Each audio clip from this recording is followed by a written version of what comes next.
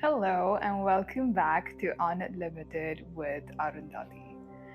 For today's episode, I want to start with this phrase: your inner world creates your outer world. Now, what does that mean? Okay, so your inner world, your mind, your subconscious mind, your thoughts, your emotions are actually creating the experiences in your outer world, in your life. So, the consistent feelings, the consistent thoughts, the consistent knowing and beliefs that you have going on in your mind, in your being, is actually creating the consistent experiences that you have in your life.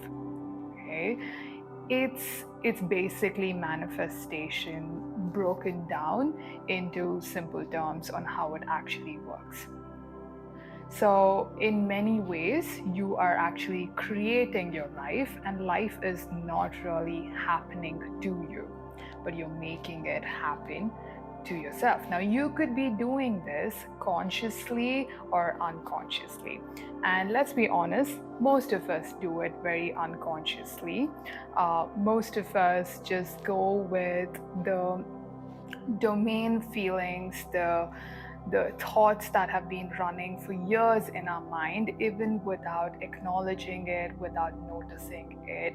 And that's why we feel like we don't have control over life. That's why we feel like life is happening to us and we're not creating it.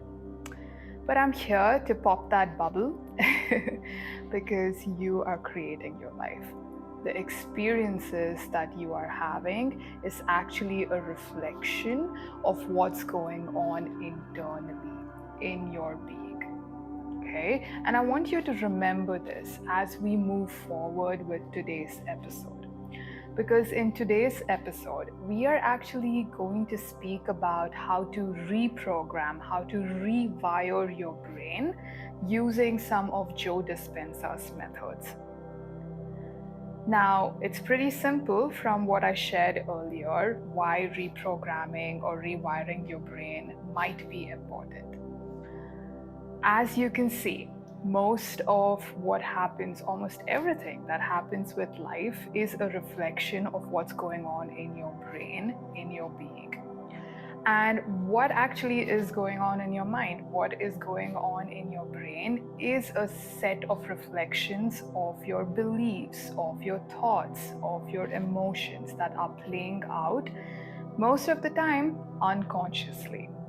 Okay, and that brings me to this topic. Before we even get into the methods of rewiring your brain, I want to introduce you to some key pieces of information about your subconscious mind. Okay, now your subconscious mind actually automates and controls 95% of your beliefs and thoughts. Yes, 95%. Your conscious mind actually has control only over 5% of your thoughts. So, this is also why when you suddenly decide to bring in a new habit into your life, right? Like, let's say you want to start morning walks, and that's something you haven't done previously. And you make a conscious decision of, from tomorrow morning, I am going to start waking up at this time and going for a morning walk. Okay, you prep yourself with that decision, you make this intention, and you do it very consciously with your conscious mind. Most of the time, what happens is when tomorrow comes, when you've got to wake up in the morning and go for that walk, you somehow talk yourself out of it. You see yourself not waking up, you see yourself hitting that cancel button on your alarm, you see yourself telling yourself, I will do this another day, maybe tomorrow, right? Why is that happening? The reason is we always fall back to our subconscious programming. We fall back to our subconscious mind. Okay, so now you did do a conscious decision. You did make up your mind in a conscious way, but your actions will reflect on what your subconscious mind has been programmed to. So, your subconscious mind might be already programmed to the fact that, I'm not a morning person. I don't go on walks. I'm not an active person. And that belief, that thought, overruns and overrides your thought of, I want to be a morning person, I want to go on morning walks. Okay, so basically, your subconscious mind is made up of these set of beliefs and thoughts that you've picked up over the years, and you keep repeating them. You keep repeating those thoughts, and you keep repeating actions that reflect those beliefs and those thoughts. So they become like these solid foundation in your brain that you function out of. Okay, so that's one point I want you to understand, that your subconscious basically controls 95% of your beliefs, of your thoughts. Now, how do you change that? Okay, how do you impress your subconscious and make a change? Now, we know your subconscious is not responding to willpower. It's not responding to the intentions that you are setting out, the conscious decisions. But what does it actually respond to? Your subconscious actually responds to repetition. Okay, and here you could actually use a few methods like visualization, journaling, affirming, right? When you are repetitively telling yourself certain new thoughts, certain new beliefs, when you are again and again visualizing yourself with this new way of being, right? When you are affirming these things again and again, you are actually programming your mind to a new thought, to a new belief. And that can start setting into your brain as a foundation. Moving on to the next point. Now, your subconscious actually controls how you see reality. It controls your perception. Now, we know that your subconscious is made out of certain beliefs and thoughts. Now, what are these beliefs and thoughts are going to shape the reality that you see? So, for example, if you have a strong belief that I am an unlucky person, okay, if you consider yourself to be unlucky, you're not one of the lucky ones, then life will start showing up in that manner. You perceive reality through that lens. Okay, so in most of the things that you try out, most of the experiences that you have, you will notice that you are being unlucky. You are not the lucky one. Things are not working out for you, right? And this is with regards to you having the belief that I am unlucky. You don't have to have that belief, but it's an example, all right? So, how would this change? This would probably change if you shift that belief to I am as simple as I am lucky or I am powerful. And when you shift to the new belief of I am powerful, then you will start looking in your external world for experiences where you show up powerfully. And you will see that you actually start attracting experiences, attracting situations where you show up powerfully, where luck works for you. So, from this point, I want you to understand that your subconscious actually controls your perception. It controls how you see your life, how you see reality. Moving on to the next point, your subconscious actually cannot tell the difference between what is real and what is imaginative. Okay, so it's all, in many ways, it's timeless. It does not get the concept of time. So basically, your subconscious can't tell the difference when you are visualizing something, when you're imagining something, or when you are actually living it, when you're actually doing the thing. For your subconscious, it's the same. Okay, for example, Joe Dispenza actually speaks about this experiment that was conducted on basketball players. So they had three groups of basketball players. Now, group one went to practice basketball every day, okay, just like normal athletes do. So they went in, they practiced. Group two also practiced basketball, but they did this only mentally. Okay, so every day for the same amount of time that group one spent on the physical activity, group two spent visualizing themselves play the game rather than actually going about and playing the game. And there was also a group three.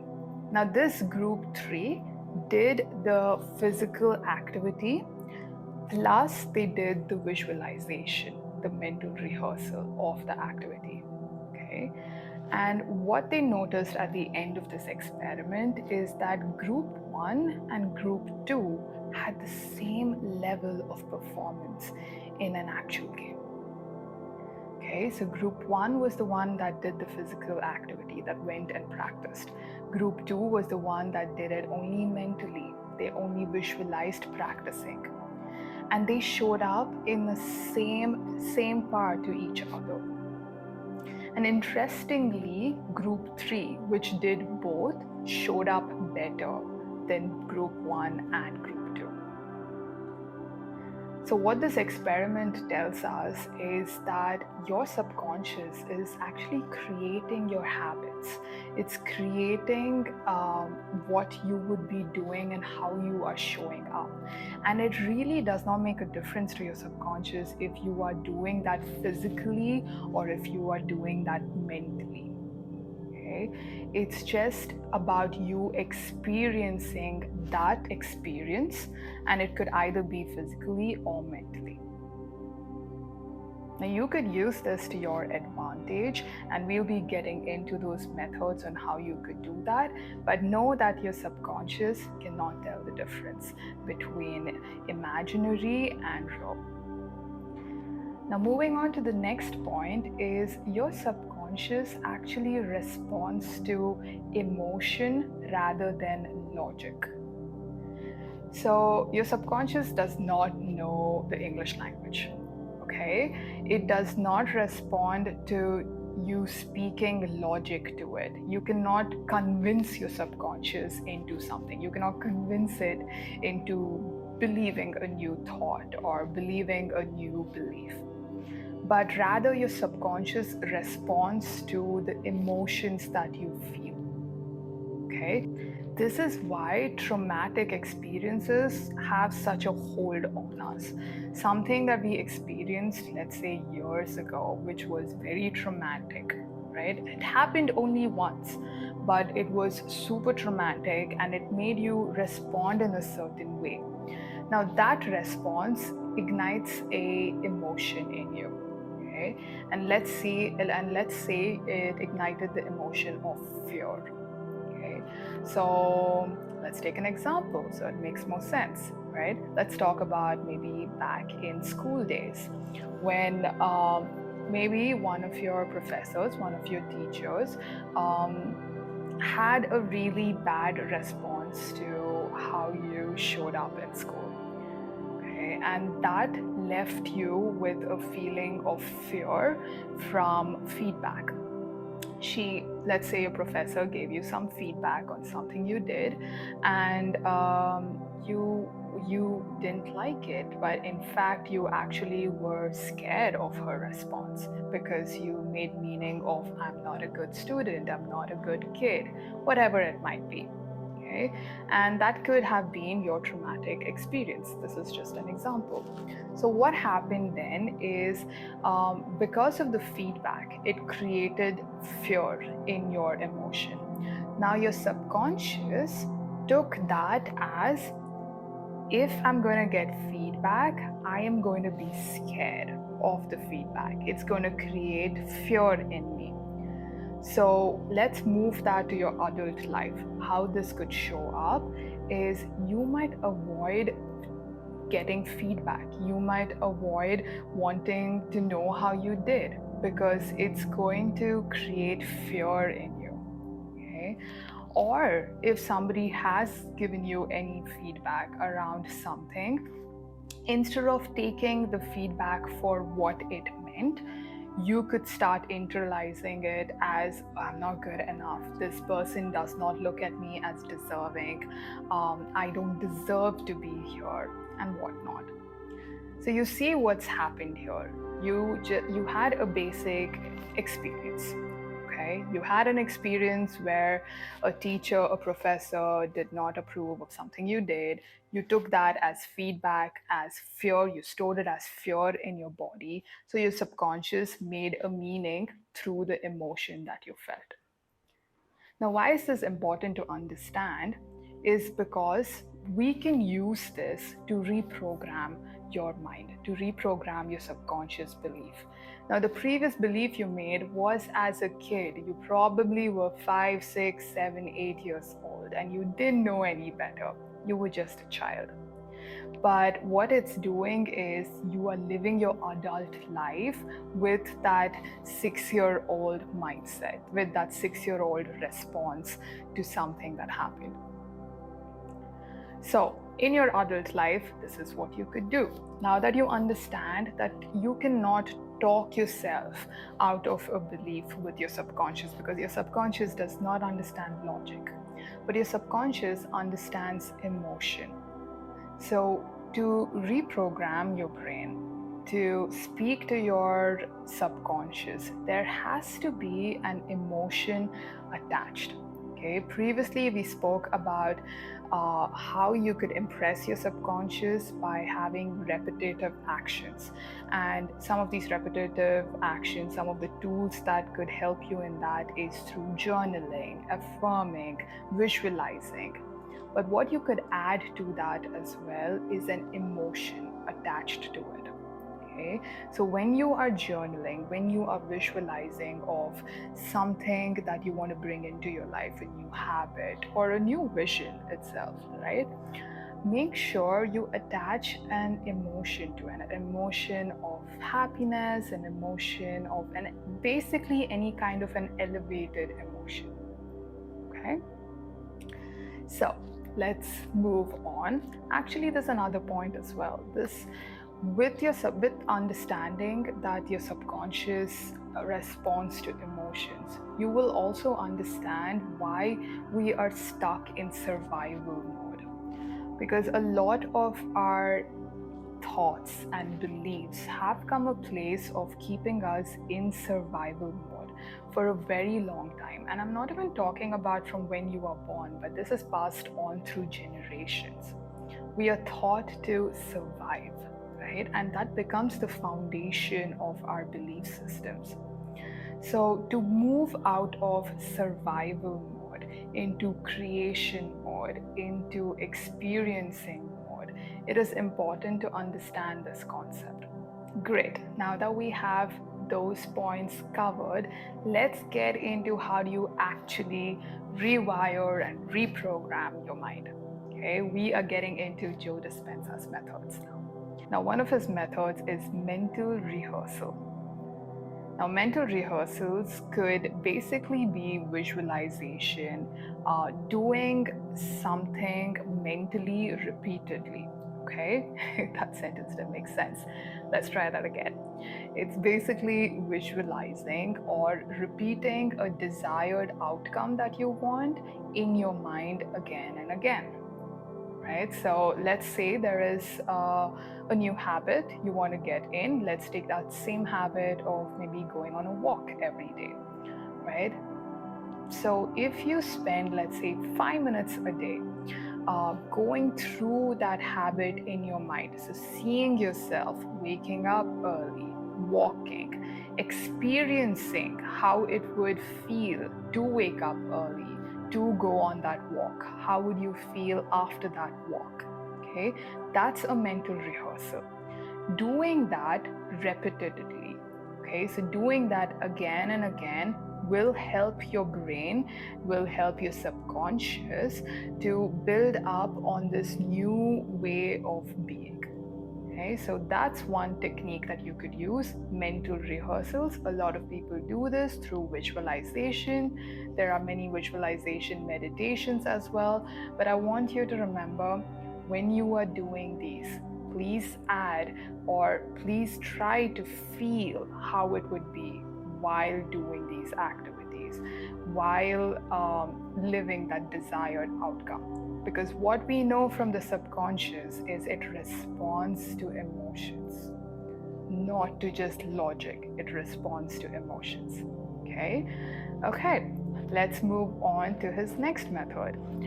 The next method is actually meditation. Now, like we spoke previously, a lot of us are stuck in survival mode. And in survival mode, you are just reacting to life.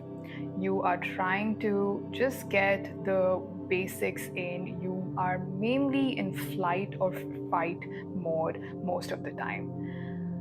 But this mode is not really necessary in the type of life that we live right now. We don't really need to fight or flight. We don't need to be in that stress on a consistent basis.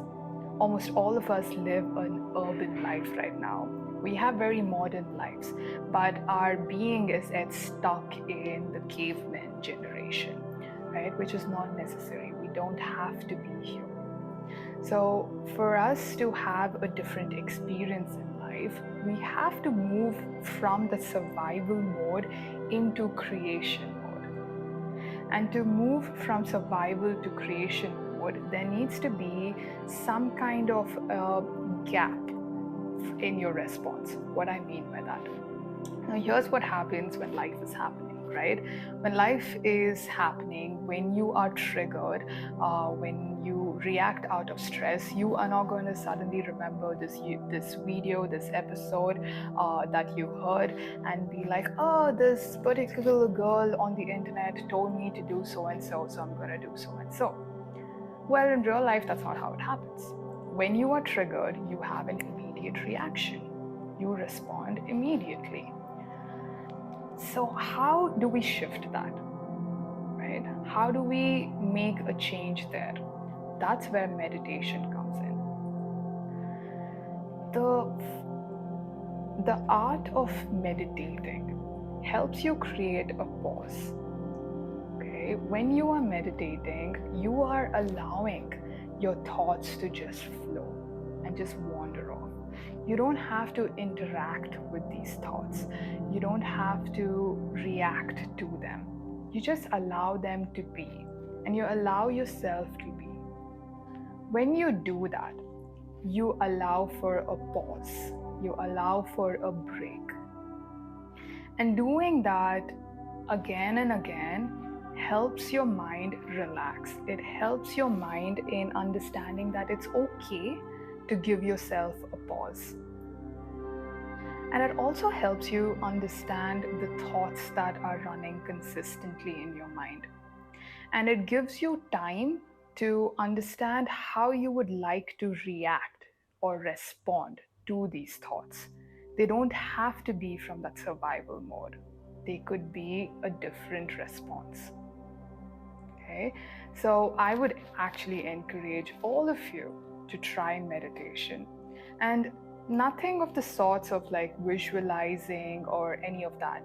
That's a different type of meditation. I would like you to just take a pause. Maybe it's just spending a few minutes. It doesn't have to be an hour-long meditation. Okay, it could be less than 5 minutes. Just spend 5 minutes on just breathing. Just count your breath in and out if that's where you had to start, right? Put on some nice music, some calming music, and sit with yourself. Take a few deep breaths in and out, and just do that for even 3 minutes, okay? I'm just making it as easy as it could be. But do that, try to do that every day, and you will truly see a change. You will see how you are shifting internally. A lot of time this could also happen unconsciously, but now that you've gone through this video, you understand how you could make this happen consciously and shift your subconscious. Okay, So spend some time meditating, and this will really help you in creating that pause and help you in moments of you actually changing your reality when it's happening to you. So the next time somebody triggers you, something stresses you out, you will pause and you will decide to react differently. Right? Now let's move on to his next method, which speaks about elevated emotions. Okay. Now there is this line that Joe Dispenza says. He says, if your thought sends out a signal to the universe, then your emotion brings back the reality to you. Okay. Now both are important. Your thought and your emotion is important. So your thoughts are the electrical charge and your emotions are the magnetic charge. Okay. So when you are manifesting a new being, a new habit, a new life, you are thinking about a new reality. Your thinking is the electrical charge. It's the one that sends out the signal of this is what I want. Okay, but what's going to bring that back into your life, what's going to bring that reality into your life is your emotion, which is the magnetic charge, right? This is also something we touched on. So when you are thinking about your desired outcome, it's really important to feel the feeling of what it would be like if you already had that, what it would be like to experience that reality. Now, that's your elevated emotion. Once your thought is charged with that emotion, then your reality or then your desired reality can become your living reality. Which brings us to his next method, which is breaking the habit of being yourself. How do we do that? By changing your thoughts and behaviors. And how do we do that? Well, by all the methods that we've been speaking about in this episode, right? Shifting your old ways of thinking, your old patterns of beliefs, right? Which are not serving you, which are not serving your desired outcome, what you are hoping to bring more into your life. By shifting that, you are breaking the habit of being your old self and you're stepping into your new version. Now, the quantum field does not respond to what you want, but it responds to who you are. So, it's really important for you to shift internally first for your external to show up in a way that you desired. Your inner world creates your outer world. So, shifting your identity, becoming already who you want to be, showing up as the person who's living in your desired outcome, in the life that you truly want to live.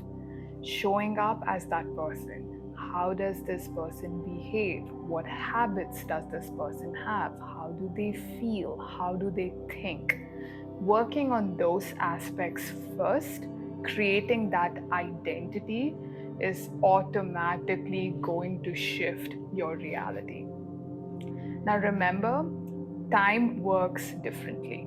Okay, as soon as you shift into the new belief, you might not see the new reality, and that's okay. But what you need to understand is your external reality is and does reflect your internal reality.